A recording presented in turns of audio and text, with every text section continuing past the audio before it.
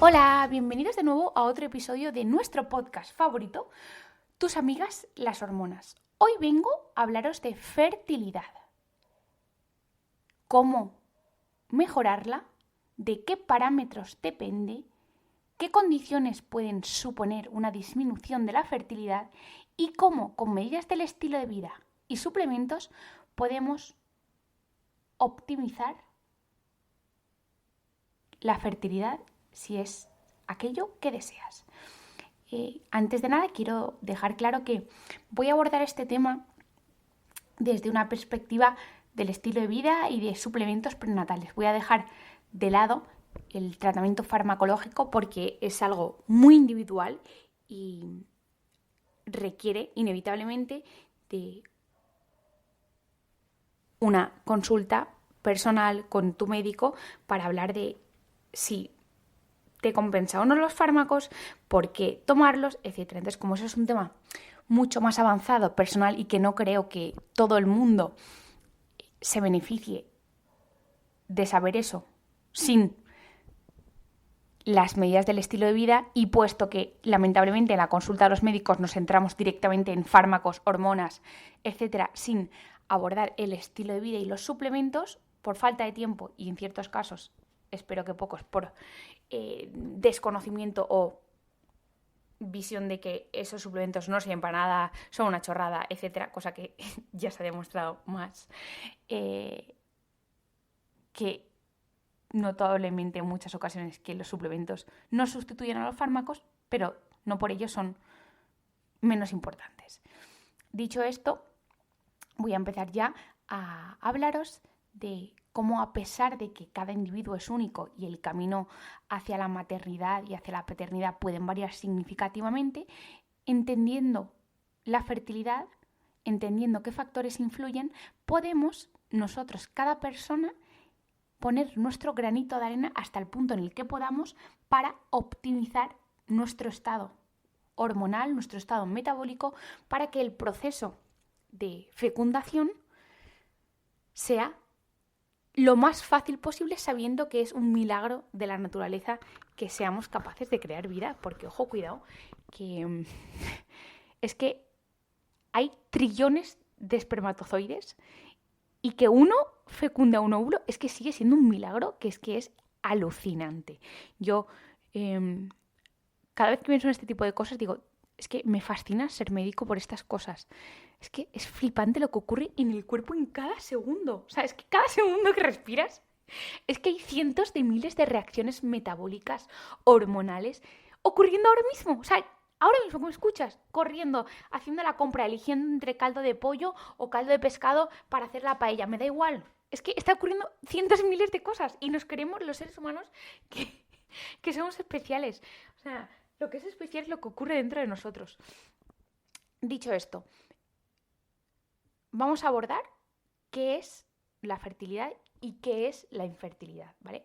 Entonces, la infertilidad se define básicamente como la incapacidad de concebir de manera natural después de 12 meses de intentarlo, con relaciones íntimas, regulares y sin protección. En España afecta a casi el 18% de las parejas, ¿vale? Y es más, esto ha ido en aumento de los últimos años, de manera que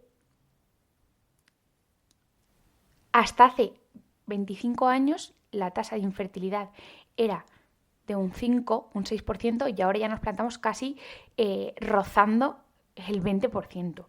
Y las causas, lo creamos o no, nos lo quiera vender la sociedad como otra cosa, son aproximadamente un 50% de casos de factor femenino y un 50% de casos de factor masculino. Es decir, aquí, igual que se necesita un óvulo y un espermatozoide, y la responsabilidad, por tanto, está compartida, también está compartida en los casos de infertilidad. Lo que pasa es que, lamentablemente, interesa estudiar a las mujeres para ciertas cosas y para otras no. Es decir, la infertilidad mola mucho estudiar a las mujeres porque da mucho dinero, pero, por ejemplo, otras enfermedades como la endometriosis, como la fibromialgia, o como en muchos casos las migrañas, no compensa porque aunque solo afecta a las mujeres, no da mucho dinero. Y esto es así, ¿vale? Dicho esto, además quería volveros a decir que hasta el 12% de los hombres sanos en edad reproductiva tienen problemas de fertilidad. Os dejo estas cifras y un poco para que meditéis que el 50% de los casos de infertilidad son hombres y mujeres y el 12% de hombres en edad reproductiva pueden tener problemas de fertilidad únicos ellos mismos. Entonces, hablar y compartir es necesario. Esto es una cosa de dos. Hay que involucrar a las dos personas. No mola que solo el hombre valga para la relación sexual. No, perdona. Aquí tú tienes lo mismo que opinar que yo, ¿vale? Entonces, estas medidas del estilo de vida son para los dos. Quiero dejarlo claramente. Entonces, antes de entrar en las medidas del estilo de vida, me gustaría explicaros ampliamente cuáles son las condiciones principales que influyen en la fertilidad y que cuando aparecen pueden constituir una causa de infertilidad. De manera global, y luego os explicaré un pelín más por encima, insisto, solo para hacer unas breves pinceladas para que entendáis un poco, las principales causas de infertilidad son, uno, que hayan problemas en la producción de un ovocito, que es lo que luego cuando se fecunda por un espermatozoide da lugar al blastocisto, al feto, etc. Entonces, anomalías en la producción de ese ovocito, que pueden ser desde que no ovules hasta que tengas ovocitos de mala calidad o que no tengas ninguno porque ya seamos con una edad avanzada. Después pueden haber anomalías en el transporte del óvulo y del espermatozoide hasta que se junten. Es decir, ese camino que tiene que recorrer el ovocito y los espermatozoides, que la carretera que tienen que transitar esté con baches, con trozos de barro, con suciedad, que no esté bien asfaltada.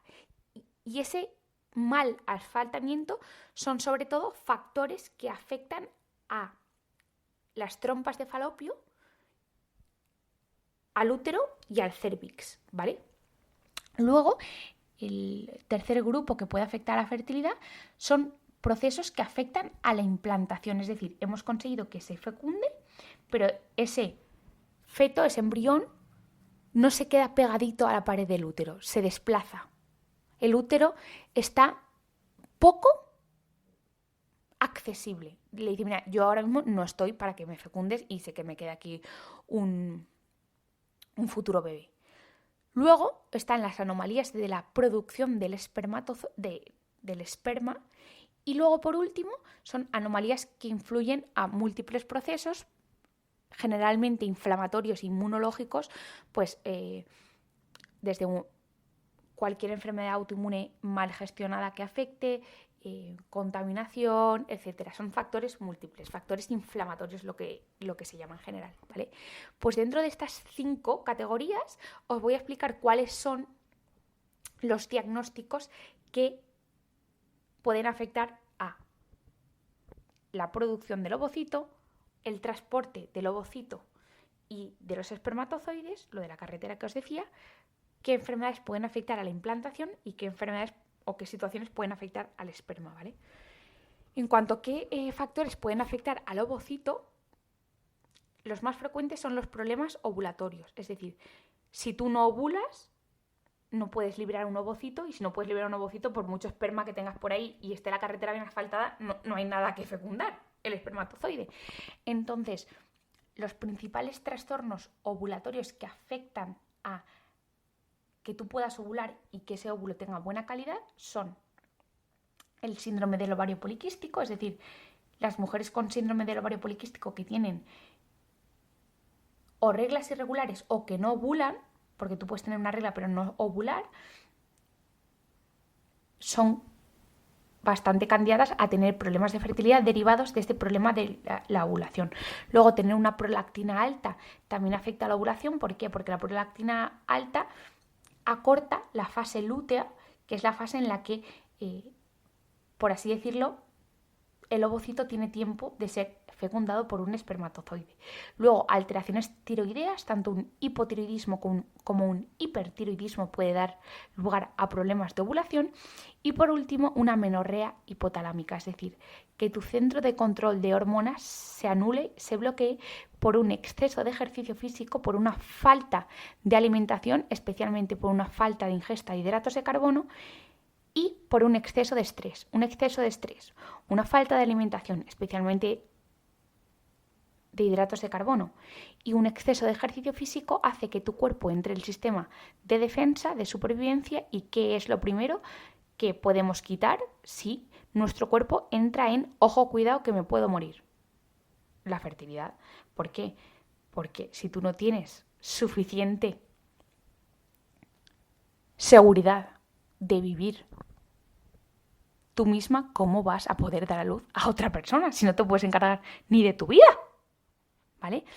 Entonces, estas serían las situaciones, las condiciones que más pueden afectar a la ovulación, que como os he dicho antes, es una de las principales causas de infertilidad. Por otra parte, como os he explicado, podemos tener una carretera que esté sin asfaltar, que esté llena de baches, es decir, que haya una anomalía en las trompas. Y esto generalmente, y poco se visualiza, está causado por infecciones de transmisión sexual no diagnosticadas. Es decir, la clamidia, la gonorrea y el micoplasma son infecciones de transmisión sexual que muchas veces no dan síntomas, se acantonan y crean una reacción inflamatoria y obstructiva de las trompas, y eso hace que tu carretera esté llena de baches, de barro, y que los espermatozoides y el ovocito, cuando salga, se encuentre ahí un mazacote que no... Claro, o sea, imagínate tú quererte juntar con tu mejor amiga Susana de Huelva y que la carretera de Valencia a Huelva esté llena de baches, de barro, de carreteras sin asfaltar, que tengas que salirte a la Nacional, que en la Nacional encuentres un bache, que se te pinche la rueda. Pues no te vas a encontrar con tu amiga Susana, Isabelita, no lo vas a hacer, porque no te vas por la autopista y vas directita. Pues estas tres agentes patógenos, ¿vale? Estas tres bacterias, lamentablemente en las mujeres no dan síntomas cuando afectan a las trompas. Y de hecho, son causa del 22% de infertilidades. Y hasta que a alguien se le ocurre pedir un análisis de orina y medir mediante una prueba de amplificación del ADN que se llama NAAT, si tú tienes clamidia, tienes gonorrea o tienes micoplasma, pues vas pasando de médico en médico, hormonadas, no hay nada, ¡pam! Ciclo de fertilidad, que ojo, cuidado, que cuando está indicado, estupendo, me parece maravilloso. Y a cuántas personas fabulosas habrá dado a luz estos métodos maravillosos de fecundación in vitro. Lo que quiero decir es que no es la solución a todo, ni es, no me quedo embarazada en un año, ¡pam!, ciclo. Es que igual tienes una infección de transmisión sexual. Y si te la curamos con antibióticos, puede ser que te dé salud, sin necesidad de pasar todo el proceso, tanto psicológico como físico, de ciclos brutales de hormonas, ¿vale? Entonces vamos a, en vez de matar moscas a cañonazos, vamos a intentar pasito a pasito. Dejemos ese recurso para cuando ya sea necesario e indispensable. Entonces, estas infecciones son causa de problemas en las carreteras, en las trompas, y que puede dar lugar a infertilidad. Luego, como os he dicho, anomalías del esperma. Y esto no es una chorrada, es que la eyaculación de mi pareja es normal. Una cosa es que el volumen sea normal y otra cosa es que lo que hay dentro sea adecuado. Y os informo que no es lo adecuado siempre. De hecho, hay un metaanálisis brutal, que es un análisis de muchísimos análisis, ¿vale? Es como ya en medicina se considera como top 2 de mejores estudios científicos son los metaanálisis, ¿vale? Pues un metaanálisis realizado por un grupo de investigadores fabuloso en 2017 identificó que hay una caída del 52,5% 2,5% en la concentración de esperma en los hombres. Y que desde el 2000 cae cada año un 2,64% esa concentración. Y esto se ha duplicado desde los años 70. Es que yo cuando lo leí dije, esto no puede ser. Entonces me lo leí muchísimas veces y lo corroboré. Es decir, siempre, desde que se tienen datos, ¿vale?, de estas cosas, que son aproximadamente desde los años 70, se empezó a documentar que había una caída del esperma, de la concentración y de la calidad. Esta caída era aproximadamente de un 1,16% cada año.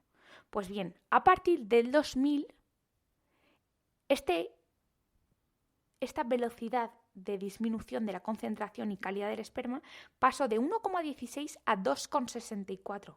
Es decir, se duplicó la velocidad con la que se pierde calidad y concentración del esperma, haciendo que en 2017 se documentara una disminución del 52,5% de la concentración de esperma. Por eso no nos extrañará que hasta en un 25% de parejas, o sea, 1 de cada 4, hay un patrón seminal anormal. Por eso, todo esto lo estoy enlazando para cuando os explique las medidas del estilo de vida, entendáis que el hombre tiene que participar de las medidas del estilo de vida y de la suplementación. Porque es que el 25% de los casos son por calidad del esperma inadecuado. Y luego, por último, la endometriosis, que os he hecho varios posts y vídeos en mi perfil, que es una de las enfermedades más condenadas al ostracismo en la medicina. Os pido perdón de parte de todos los médicos. Yo, sí, os digo la verdad, cuando estudié la carrera hace ya un huevo, soy súper mayor, cuando estudié la carrera ya hace 6 años, es que lo miré por curiosidad, porque yo tengo todos los apuntes todavía en mi casa de medicina, ¿vale? Cuando estudiaba medicina y concretamente cuando estudié ginecología. Que de hecho la ginecología la estudié en Madrid porque yo hice un Seneca de Valencia a Madrid y que la gente me decía, tú te vas de Guatemala a Guatepeor, porque la gente cuando se va de Erasmus, pues incluyendo medicina, te vas a un sitio que es más fácil, que es lo lógico y normal, ¿vale? Pero yo soy una anormal y no me fui de Erasmus, sino que me fui de Seneca, que es ¿para qué os estoy contando esto? Bueno, da igual. Todo esto para justificaros lo que os voy a decir ahora. La cuestión es que me fui a Madrid, que encima a la Autónoma, que es como la universidad de las más difíciles de Madrid. Pero bueno, lo saqué tan bien que luego repetí otro año más y me dejaron ampliarme, cosa que eso no dejaban a nadie. Tú no te puedes ir casi 2 años de Seneca. Pues a mí me dejaron, porque me había salido tan bien que me dejaron, ¿ves? Quisieron fichar la calidad valenciana para Madrid. No caerá esa prueba. Bueno, sí que ha caído porque empecé a hacer la residencia de Madrid, pero bueno, no me quedaré. Y lo que iba a decir, entonces tengo los apuntes de gine de la carrera. Es vergonzoso cómo se aborda endometriosis. Dentro de un tema, o sea, dentro de los 25 temas, dentro de un tema, menos de media hoja era de la endometriosis. O sea, yo era una indocumentada de la endometriosis cuando salí de la carrera. Por no deciros que en la residencia de endocrino no se habla de la endometriosis. Punto y pelota. No sé si mis compañeros de género abordarán mucho, pero desde luego en endocrino, que lamentablemente tiene muchísimo componente hormonal, por no decirte un 80% hormonal, no se trata. Y esto es así. Y no hay ningún sistema. No está en la formación de residente de un endocrino estudiar endometriosis. Y os lo sé porque por otros temas he tenido que revisarme los criterios de formación de un endocrino y no está la endometriosis. Entonces, como no se conoce, no se asume que puede ser una causa. Y afecta hasta casi 10% de casos de infertilidad. Si queréis más información sobre endometriosis, mirad, creo que es el episodio 8 de mi podcast, si no me equivoco, que hablo de la endometriosis. Sí, y luego también tengo un vídeo reciente en mi perfil de Instagram, @isabelvina. Entonces, os he abordado ya un poquito y hago resumen para ir al estilo de vida. Que la infertilidad afecta tanto a hombres como a mujeres, que el 50% de casos de infertilidad son hombres y el 50% son mujeres, que en España 15% de las parejas están con problemas de fertilidad, que hay que compartirlo y hay que hablarlo porque esto es algo de dos, que de todas las situaciones que pueden afectar a la fertilidad hay 5 grupos, que se afecte el ovocito, que haya problemas en la cantidad o calidad del ovocito, es decir, por edad, por síndrome del ovario poliquístico, por prolactina alta, por problemas tiroideos o por amenorrea hipotalámica, que es mucho ejercicio, poca comida, mucho estrés.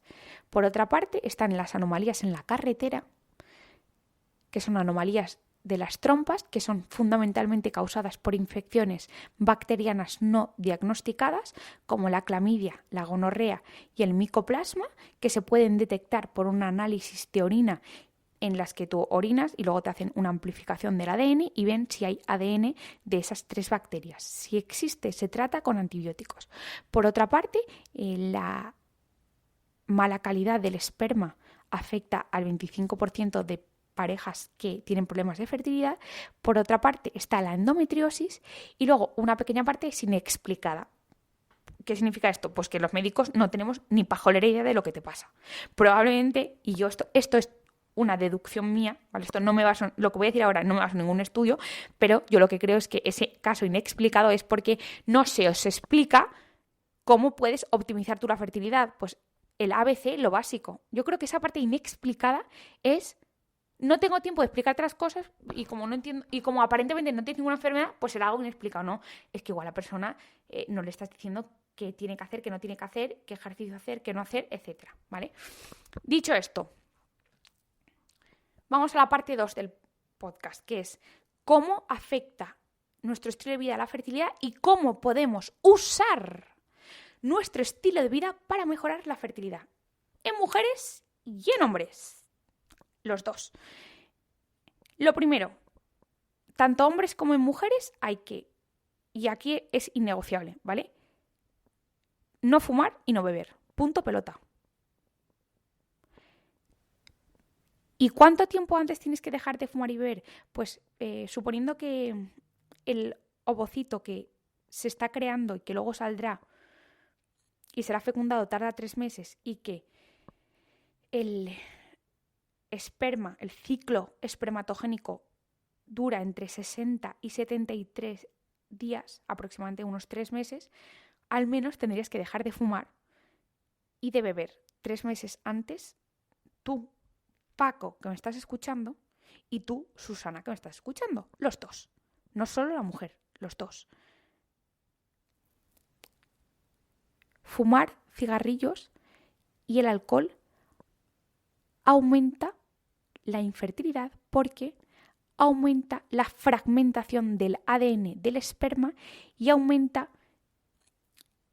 en el líquido folicular la cantidad de sustancias oxidantes proinflamatorias que impiden que nuestro útero esté chill, relajado, para que el ovocito sea fecundado. Entonces, alcohol y tabaco, 3 meses antes de ponerte a buscar, hay que solucionarlo. Y esto no es ninguna... O sea, es que esto es la base.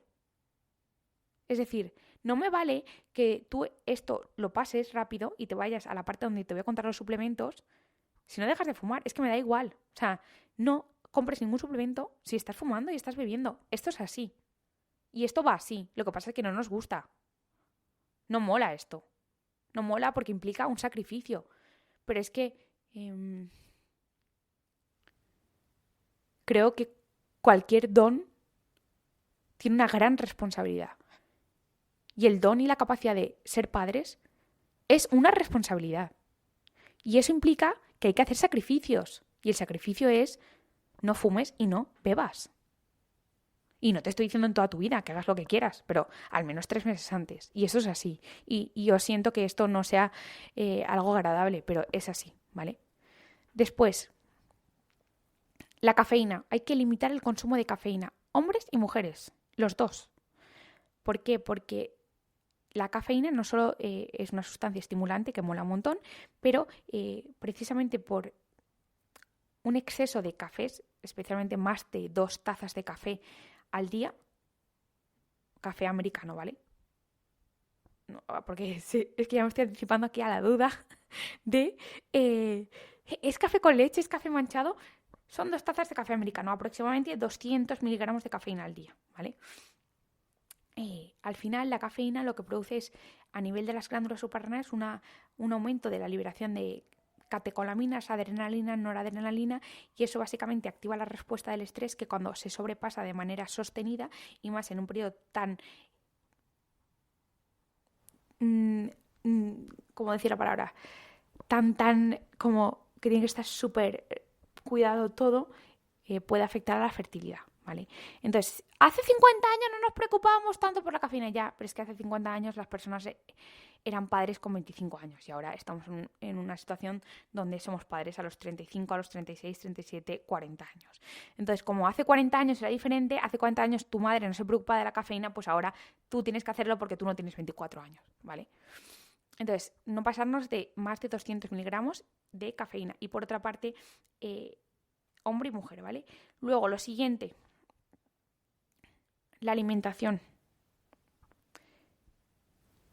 Lo ideal, y aquí no voy a entrar mucho en debate porque cada vez que tocas un tema de la alimentación la gente salta en masa. Entonces es un tema que he decidido que se lo dejo a la gente que le apetece discutir y o a mis compañeros nutricionistas.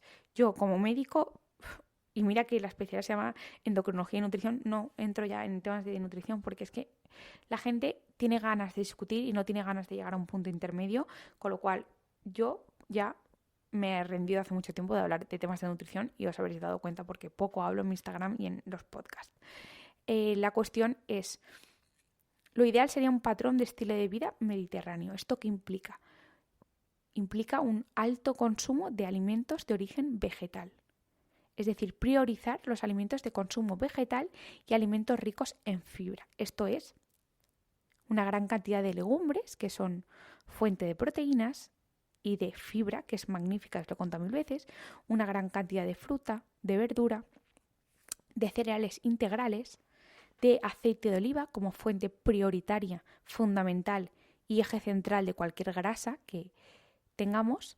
Y si no es aceite de oliva, porque sé cómo está la economía, intentad que sean aceites que tengan un perfil muy bueno de grasas, como puede ser el aceite de girasol alto oleico, que tiene alto oleico, quiere decir alto en un ácido graso que es omega 9, que es el ácido graso oleico, que es el que tiene el aceite de oliva.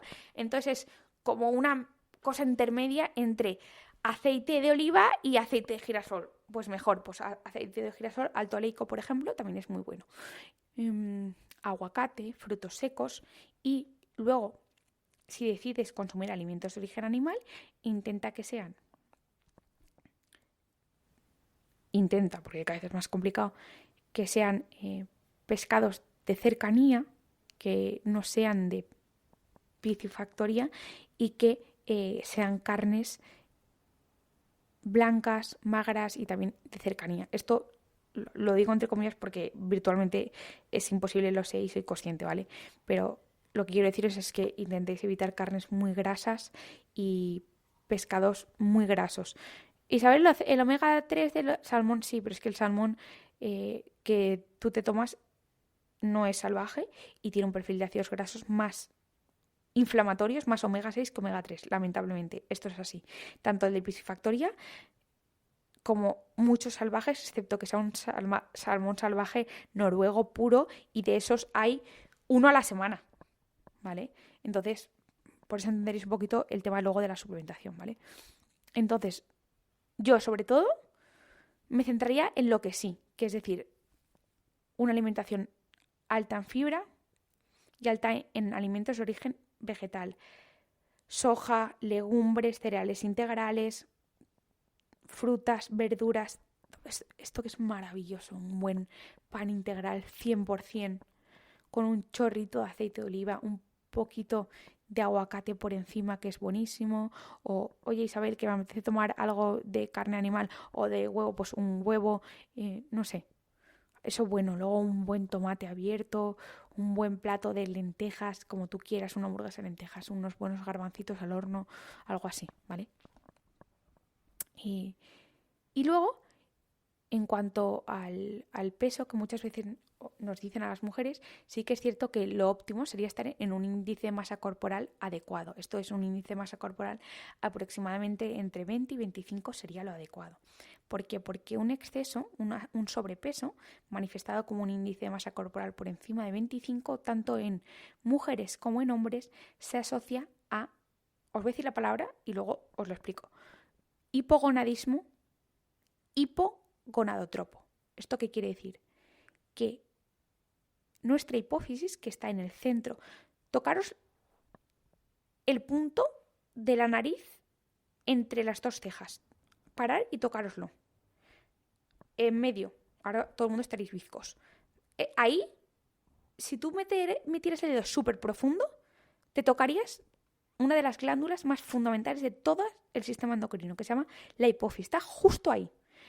Si tú metieras un lápiz hacia adentro, ahí te tocas la hipófisis, ¿vale? Pues la obesidad y el sobrepeso, tanto en hombres como en mujeres, hace por diversos mecanismos inflamatorios, oxidantes, de retroalimentación, de feedback, de hormonas, hace que se apague ese eje, se apaga. Hay muchas teorías, se piensa que es porque el cuerpo interpreta de que en un estado tan inflamatorio como es la obesidad estás en peligro y ese peligro implica que tu supervivencia se pone en entredicho y por tanto bloquea todo el eje hormonal. Es algo parecido a la amenorrea hipotalámica, pero un nivel más bajo, no afecta tan neurológicamente superior, ¿vale?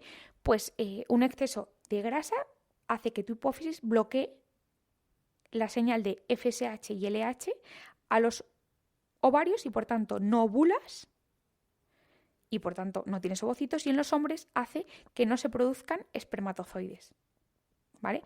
Entonces por eso un índice de masa corporal óptimo, que se consigue, y todos lo sabemos, haciendo ejercicio y alimentación. Por otra parte, y esto en los hombres afecta mucho más, porque las mujeres enseguida hay que adelgazar para tal y los hombres no, os quiero poner un poquito en contexto, y esto no es nada reivindicativo, pero es que creo que como ya bastante se nos da caña a las mujeres, de vez en cuando también hay que decir un poco a los hombres. Es que en los hombres, por cada 3 unidades que aumente el IMC, es decir, imagínate que pasamos de 25 a 28, disminuye un 12% la fertilidad. Y estamos hablando de 4 kilos, porque esto en la forma del IMC es todo muy exponencial y aumenta muy rápido. Y esto es más importante cuanto más grande sea el exceso de grasa. Tanto que en hombres con un IMC por encima de 30, es decir, que tienen obesidad, hasta el 80% pueden tener azospermia, que es básicamente que sus espermatozoides se mueven poquísimo, poquísimo. Y es más, en Noruega, que tiene una base de datos buenísima, los noruegos, los nórdicos son buenísimos haciendo base de datos, se documentó que en más de 26.000 casos de embarazo, el problema estaba que el exceso de peso del varón y no de la mujer era la causa del retraso involuntario de la consecución del embarazo, ¿vale? Lo digo para que sepáis que el hombre también tiene que ir al gimnasio y tiene que alimentarse bien, ¿vale? Por último, ya sabemos, alimentación, 0 alcohol, 0 cigarrillos, limitar el consumo de cafeína a 2 tazas de café, en torno a 200 miligramos de cafeína, tener un porcentaje de grasa adecuado, ni mucho ni muy poco, porque si tienes muy poco, y esto va especialmente dirigido a las mujeres, es imposible, porque vas a tener una amenorrea hipotalámica, ¿vale? Y por último, el tipo de ejercicio importa sobre todo en los varones. Y esto es una cosa que parece que os esté contando una hierbada, pero no es ninguna hierbada, ¿vale? Se sabe, y esto hay estudios muy potentes, que la exposición rutinaria al calor húmedo de las saunas, de los jacuzzis y de los baños calientes aumenta la temperatura intratesticular y puede obstaculizar transitoriamente la espermatogénesis y la calidad del esperma. Es decir, es que iba a decir una cosa, pero es que no te da risa. no me hace ninguna gracia esto que estoy diciendo, ¿vale? Pero que tienes los huevos tan calientes que al final pues se cuecen, pues lo mismo, se cuecen y entonces se cuecen los espermas. Entonces, ojo, cuidado con los hombres que van al gimnasio y luego se meten sauna, jacuzzi, no. Intentad que si queréis buscar embarazo, dejad eso para después, ¿vale? Cuando ya hayas conseguido lo que querías, ya luego te metes a las saunas que quieras.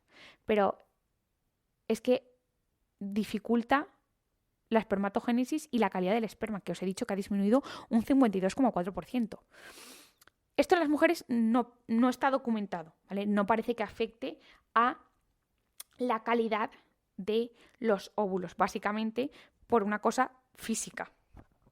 Es decir, los óvulos, o sea, los ovarios están dentro de nuestra cavidad, que está a 36 grados. En cambio, los testículos están fuera, no hace falta que se explique dónde están, ¿vale? Pues entonces eso está mucho más fuera de la sauna. Es que claro, aquí ya, al final ya no sé qué explicar y qué no. Y luego, por último, en los hombres también, y esto no está documentado en las mujeres, hay que tener cuidado con el tema del sillín y la bicicleta. Otra cosa que es que diréis, ¿qué me estás contando, Isabel? ¿Qué afecta? Pues oye, afecta. Entonces, estas son las causas que os decía. Causas inexplicadas. Es que igual tú estás yendo 3 veces a la semana a spinning y no deberías.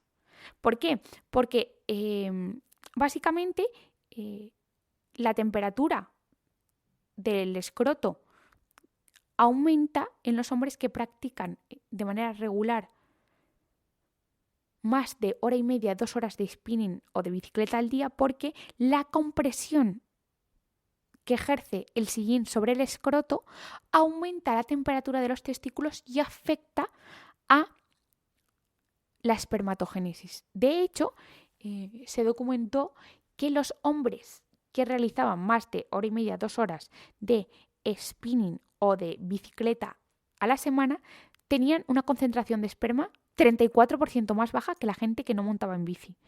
Entonces, ¿esto quiere decir que Isabel está diciendo que el ir en bicicleta produce infertilidad? No, no estoy diciendo eso y no se puede deducir de mis palabras. Estoy diciendo que no hagáis como único deporte bici de spinning o bici de montaña.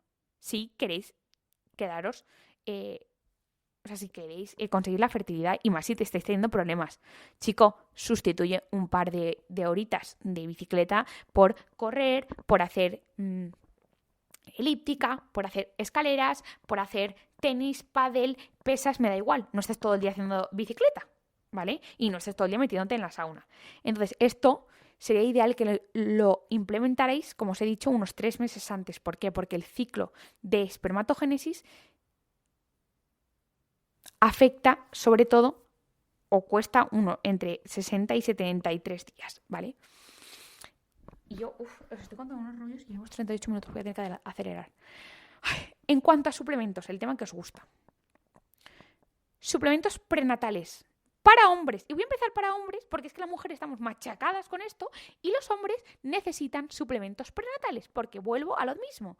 El 50% de los casos es factor masculino, factor de mala calidad, baja cantidad y baja movilidad de los espermatozoides. Entonces, igual que os he dicho que la alimentación, la cafeína, el alcohol, el peso, la bicicleta y la sauna hay que aplicarla, en los hombres también se necesitan suplementos prenatales. ¿Cuáles son los que más evidencia tienen? 1. La coenzima Q10. La coenzima Q10 es una pseudovitamina, es un antioxidante que es un papel clave en muchas cosas, pero es que en los hombres se ha documentado, y no 1 o 2 veces, no, en un metaanálisis, que es, como os he dicho, uno de los mejores recopilación de estudios científicos, que los suplementos que contienen coenzima Q10 mejoran la concentración, la motilidad, es decir, el movimiento y la morfología de los espermatozoides. Hacen que los espermatozoides sean más rápidos, tengan una morfología que les permita moverse por la carretera, que son las trompas, de manera más efectiva y encima hay más concentración. La coenzima Q10 es clave. Por otra parte, el licopeno es un antioxidante que es fabuloso. ¡Fabuloso! ¡Fabuloso! Está en los tomates, pero ¿sabéis dónde está más? Aparte de los suplementos. En el ketchup. El ketchup sin azúcar. en el con azúcar también, pero no quiero que toméis el ketchup con azúcar. El ketchup sin azúcar concentra a saco el licopeno, pero a saco. Esto me lo decía mi padre cuando tenía 4 años. Me decía, mi padre siempre me examinaba de temas de metabolismo y yo cuando tenía 4 años. Y nunca se me olvidará. Porque a mí me gustaba mucho el ketchup. Y esto os lo prometo, porque, y no me quiero poner a llorar porque me emociona, os prometo que esto es que... ¿Ves? Es que me dan ganas de ponerme a llorar. Os puedo decir la imagen donde yo estaba en mi casa, en la mesa de la cocina, y es que mi padre decía... Entonces a mí me gusta el ketchup porque yo comía fatal. O sea, y también soy muy especialita con la comida. Hay 1000 cosas que no me gustan de comida y un día me abriré en canal y os lo contaré. Pero como me vais a juzgar, que hay un montón de cosas que le gustan a gente que a mí no me gustan, no os estoy preparada para contároslo. La cuestión es que entonces yo ponía muchas veces ketchup a todo como método de enmascaraje de cosas que no me gustaban. Sopa, etcétera. O sea, todo lo envolvía en ketchup para tomármelo. Entonces mi padre siempre me decía, bueno, es que mi padre me decía Perlita, que es un apodo que tiene mi familia muy cercana que me llama. La cosa me decía, ¿cuál es el alimento más rico en licopeno? El ketchup. ¿Y sabes para qué es el licopeno? Pues es uno de los mayores antioxidantes y protectores del cuerpo. Eso me decía cuando tenía 4 o 5 años. Entonces yo ya siempre se me ha quedado que el licopeno del ketchup es clave. Y todo esto para hilaros que el licopeno en suplementos, porque te tendrías que tomar al día como 3 botes de ketchup, cosa que es bastante inviable, el licopeno en los suplementos prenatales de hombres ha demostrado que es capaz de reducir el daño del ADN del esperma y mejorar la motilidad del esperma. Es decir, hace que el ADN, que es donde tiene la información genética que luego, cuando se fecunde, dará lugar al feto, hace que el material genético, que es clave para que exista la vida, esté bien protegidito y no se dañe, y luego hace que el esperma se mueva más rápido. Por otra parte, el selenio, el zinc y el ácido fólico son 3 micronutrientes claves que mejoran la cantidad de esperma, reducen el daño oxidativo y además el zinc en concreto permite mejorar la síntesis de testosterona que actúe sobre las células de Sertoli, que son las células productoras de espermatozoides. Entonces, zinc, ácido fólico y selenio. Luego, por último, la N-acetilcisteína es un antioxidante que ha demostrado reducir la aglutinación de espermatozoides y mejorar el conteo. Es decir, evita que los espermatozoides se peguen y cuando el espermatozoide se pega no se mueve bien. Imagínate que tú te pegas con Susana con superglue. Pues si te hacen correr la maratón de Madrid, no creo que corráis las dos bien, ¿vale? O que estéis pegadas. Pues la N-acetilcisteína evita que se peguen, que se aglutinen los espermatozoides y además mejora la cantidad de esperma. Entonces, en hombres, fundamental, la coenzima Q10, el licopeno, la N-acetilcisteína, el zinc y el ácido fólico, entre otras cosas. Isabel, ¿qué suplemento tiene todo esto? En mis stories destacados de favoritos tenéis un combo que sumando los dos tienen esto que os estoy diciendo.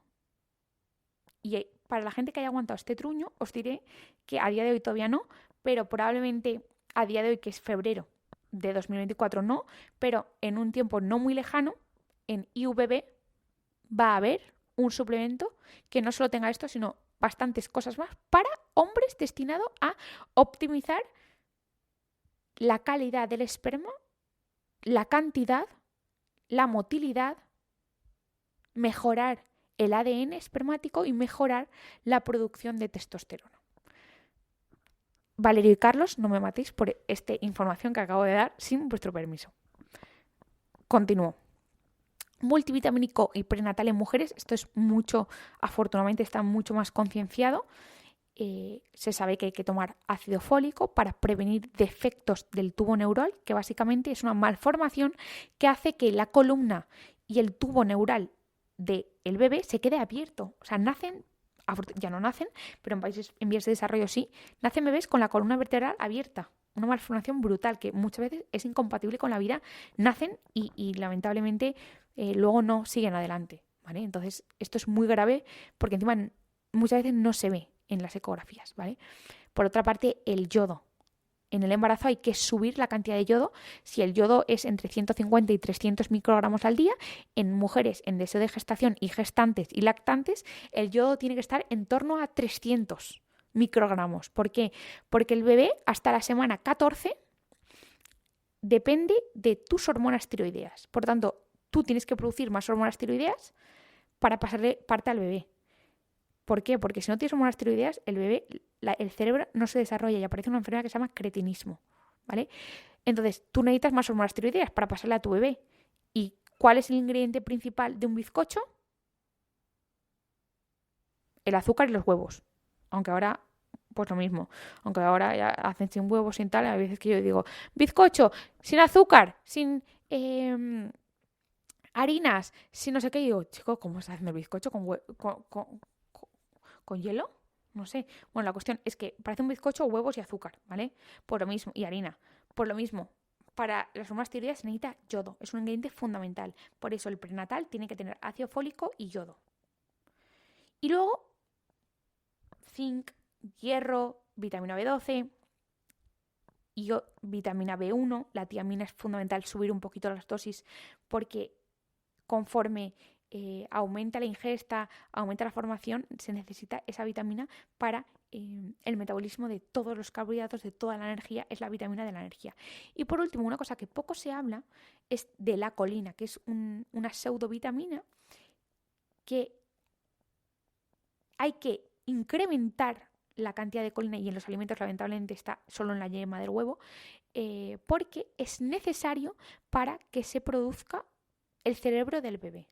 Si tú no tienes colina, el cerebro del bebé no, o sea, es que no tira hacia adelante, ¿vale? Entonces la colina es necesaria. ¿Cuánto? Al menos de 200 a 500 miligramos. Con la alimentación puedes tener un punto, pero en los multivitamínicos deberían tener una colina añadida. Porque es complicado con la alimentación llegar a esas cantidades necesarias para pregestación, gestación y lactancia. Y por otra parte, un buen omega 3, especialmente un DHA, como ya sabéis del podcast del omega 3 que os hablé en detalle de las necesidades de omega 3 en el embarazo, es necesario. Generalmente en un multivitamínico no suele estar metido el omega 3 porque o hace que tengas que tomar 4 cápsulas o a veces es muy inviable. Entonces, en mis destacados y favoritos tenéis 2 multivitamínicos prenatales, uno que tiene el omega 3 metido, el DHA solo, ¿vale? Y otro que no lo tiene. Lo digo por si los queréis. Y también en mega secreto os diré que esos están favoritos que no son de IVB, y en IVB también sacaremos uno en un tiempo, pues estamos en febrero, pues probablemente en marzo o abril saldrá igual que el de los hombres, ¿vale? Porque aquí yo soy coherente. Si hablo de hombres, saco uno de hombres, si hablo de mujeres, saco uno de mujeres. Y luego, eso sería lo básico. Y luego en las mujeres está más estudiado el tema de la fertilidad y hay ciertos suplementos, o sea, estos que os he dicho hasta ahora, tanto el ácido fólico, el potasio, la colina, el zinc, el hierro en las mujeres son básicos, o sea, lo básico para que se forme, se estructure el bebé, igual que la N-acetilcisteína, el selenio, el licopeno, la coenzima Q10 y el ácido fólico en hombres, para que el espermatozoide tenga una buena calidad. Y luego, los que os voy a decir a partir de ahora son enfocados para la mujer y son como para optimizar. Es decir, ya tengo lo básico, Isabel, y yo pues tengo una edad que quiero optimizar mis posibilidades de embarazo porque al final, con el tema de la fertilidad, el tiempo es oro. Entonces, el tiempo que me ahorre, si empiezo ya con suplementos, el básico y el avanzado, pues si me ahorro 3 meses es mejor. O Isabel, es que estoy con un ciclo de fertilidad, de ciclo de FIP, y quiero aprovechar esta oportunidad que estoy teniendo de las hormonas, de los etcétera, y quiero pues maximizar el resultado del ciclo que me están dando con clomifeno, con letrozol, con gonadotropinas, me da igual, quiero optimizarlo. Pues estos que os voy a decir a partir de ahora son avanzados, es decir, son para todavía optimizar todavía más la fertilidad, y son el mioinositol y el D-chiroinositol en el embarazo.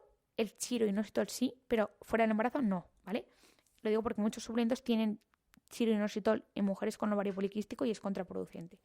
Dicho esto, el mio-inositol y el dextroinositol en una proporción 40-1, es decir, unos 4 gramos de 4 gramos de mio-inositol y unos 100 miligramos de chiro-inositol, en conjunto permiten que mejore la ovulación. ¿Por qué? Porque mejora la producción de la hormona FSH por la hipófisis.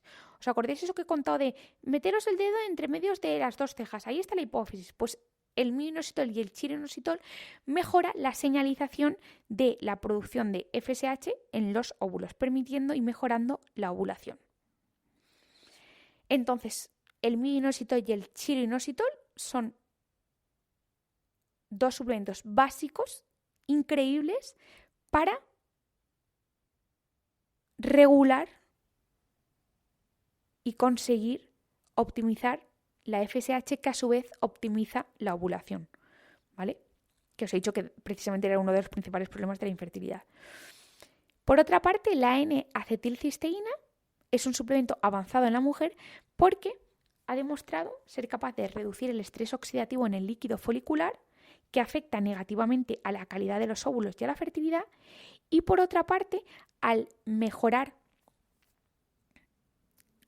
también ese estrés oxidativo, mejora la sensibilidad a la insulina, mejora la sensibilidad a estrógenos, a progesterona y favorece que todo el ambiente endometrial sea adecuado. Por otra parte, en mujeres con síndrome del ovario poliquístico, esto todavía tiene más importancia porque la N-acetilcisteína mejora la resistencia a la insulina, como os he dicho, y mejora ese estrés oxidativo, mejorando la ovulación. Por eso, entre otras cosas, el FemBalance de IVB tiene N-acetilcisteína, que junto con el Metabolic Max hace el combo perfecto para el síndrome del ovario poliquístico. Y al igual que el FemBalance junto con el Cerodol y o la vitamina C hace el combo perfecto para la endometriosis. ¿Veis un poco el razonamiento de por qué yo he ido poniendo cada cosa en cada suplemento? Pues además, una carga extra en la búsqueda de embarazo puede ayudar.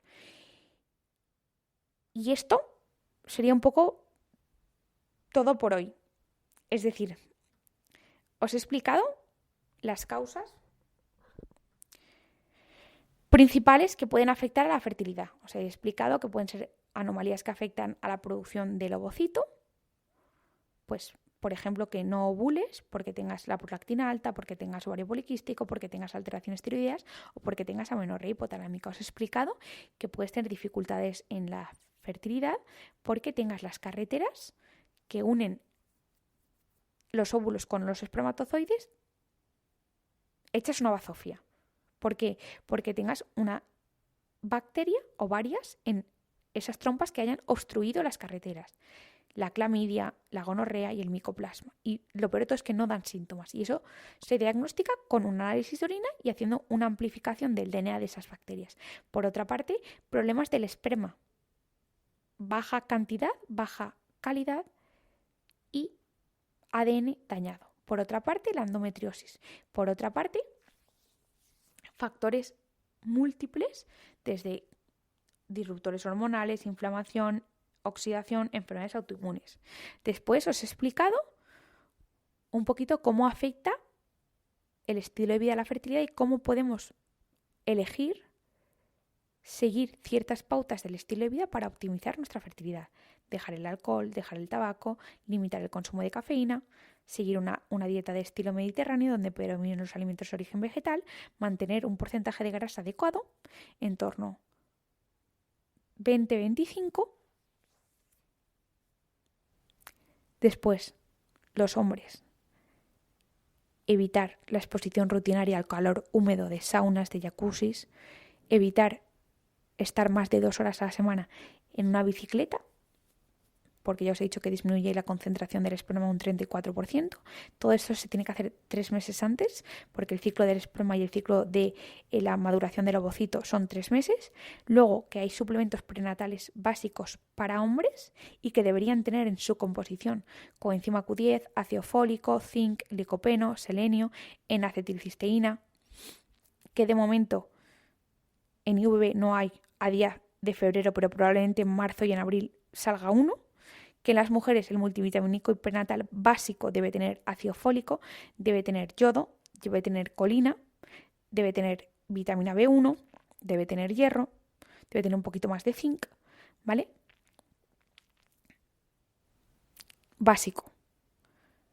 Y luego avanzado en la mujer, si quieres, si deseas, deberías buscar un suplemento que tenga la cantidad suficiente de mioinositol, de chirinositol para favorecer la ovulación, quizá potencialmente también de N-acetilcisteína por lo que os he explicado, y que de momento en febrero de 2024 en mis historias de favoritos tengo el combo de multivitamínico prenatal de hombre, multivitamínico prenatal de mujer y el avanzado de mujer, que son varios combos de suplementos, hasta que en IVB, si lo deseáis, cuando lo saquemos, lo tengamos. Y luego, y algo que poco se habla, precisamente, hablar, compartirlo, involucrar,